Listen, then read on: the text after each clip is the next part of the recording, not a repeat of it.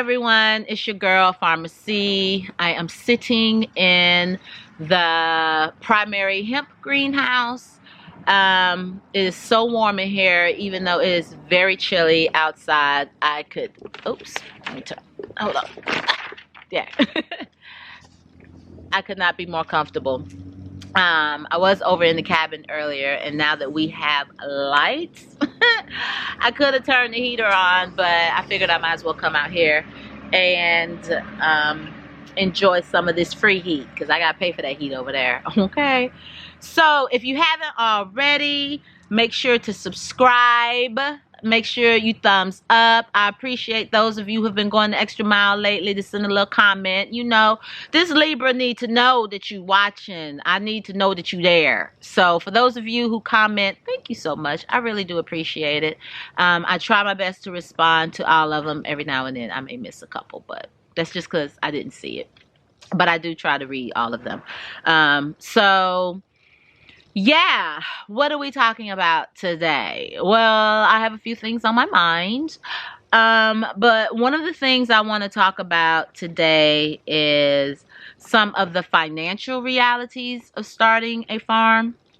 Okay, and some considerations. And this is solely focused on things dealing with financial. And please forgive the background rustling noise. I know that the greenhouse is noisy, but you know, it's a trade-off for this light and this heat.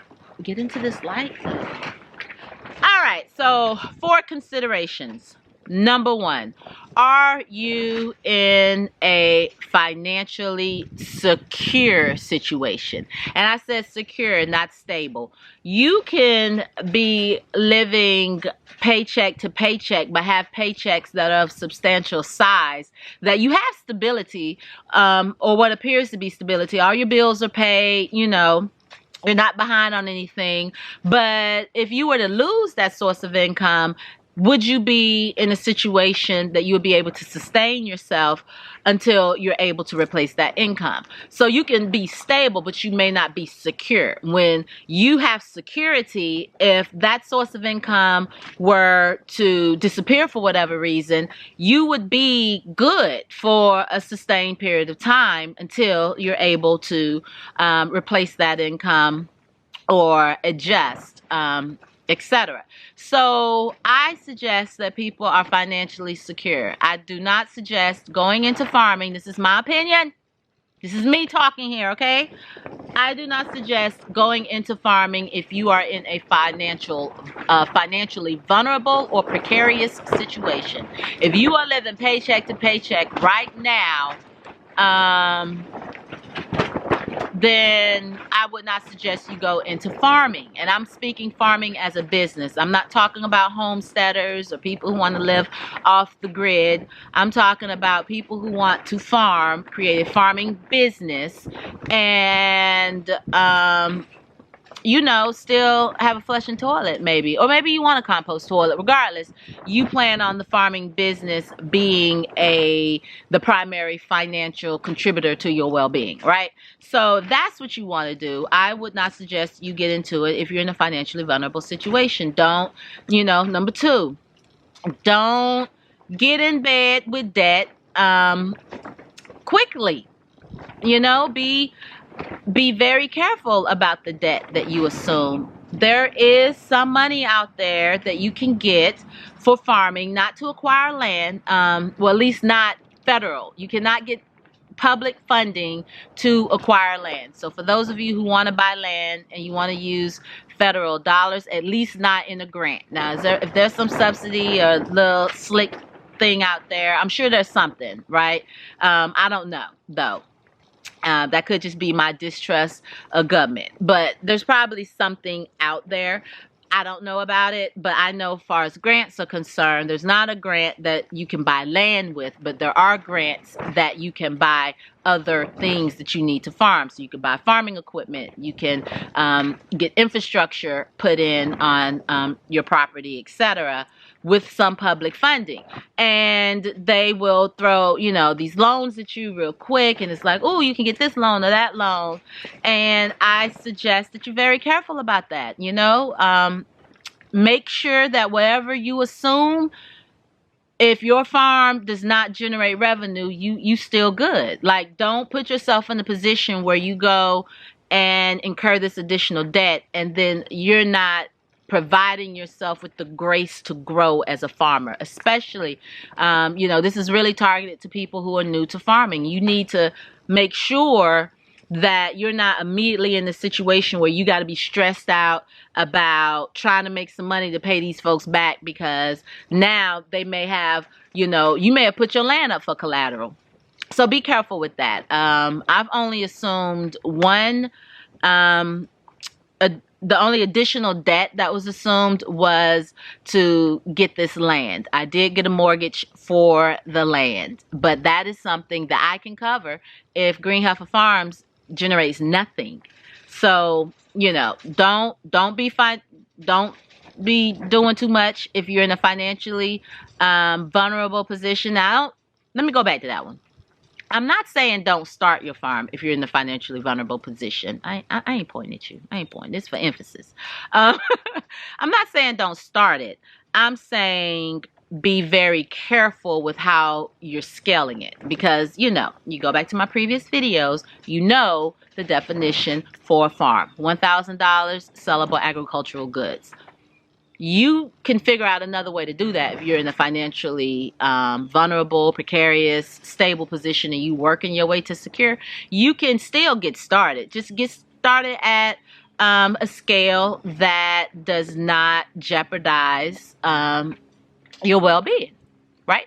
Okay, so 2 was be careful about the debt that you assume if you get into any debt, etc. 3, regarding financial, considerations. Everything doesn't have to be shiny and new. There's a lot of stuff out there. Farming, agriculture has become so technologically advanced. There's gadgets to do everything. There's machinery. They got air-conditioned cabs with the Bluetooth and the comfort warming seats and the tractor. And they got all kind of really cool, shiny shit out there. But when you are a beginner farmer, there ain't nothing wrong with a little rust, okay? There ain't nothing wrong with getting something used. There is nothing wrong with figuring out something to work for the time being until you can get something else to work. You don't get caught up in a whole bunch of consumable things that are like discarding and stuff like that. Like, I don't use plastic, even though that could be cheaper for me and definitely would help a lot with weed suppression. But I don't use plastic because I'm ecologically conscious, and so therefore I'm not using plastic in that regard. There's plastic on the farm. There's plastic on the farm, but I'm not adding to additional use of plastic in order to save a buck. But I didn't go buy a brand new tractor. I have used tractors. Both of our tractors are used. Good machines, but they're used.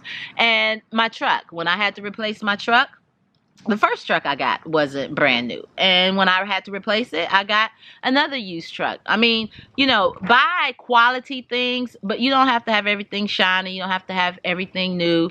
You don't have to have an automated something to do some stuff. You're going to have to wheelbarrow some stuff. If you start from scratch, probably. You're going to have to haul some stuff yourself, and you're going to have to do your own deliveries and rope some stuff down and all that kind of stuff. But don't feel like everything has to be shiny and new. All right, and then the last one, I would say a financial consideration.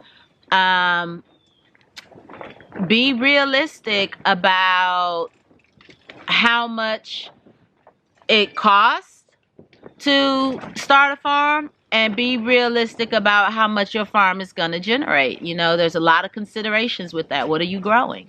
You're not going to yield the same for some crops that you may yield for others, or if you're selling bulk instead of creating a value add product that you're taking directly to market. So all of those are things that you have to, take into consideration at some point. But initially, really make sure you go around and talk to people about the cost. How much is it to dig a well? How much is it if you're buying something that's completely raw, to get the infrastructure in place? If you're buying something that's already developed, or maybe there's a house on it, you need to really ask people about all of the costs associated with a farming business, permitting and licenses, and you know, any type of amendments you're going to need to get your soil, if you have to do some type of amendment to get the quality, to improve the quality, and you know, gravel, rocks, bringing in soil. You know, I done bought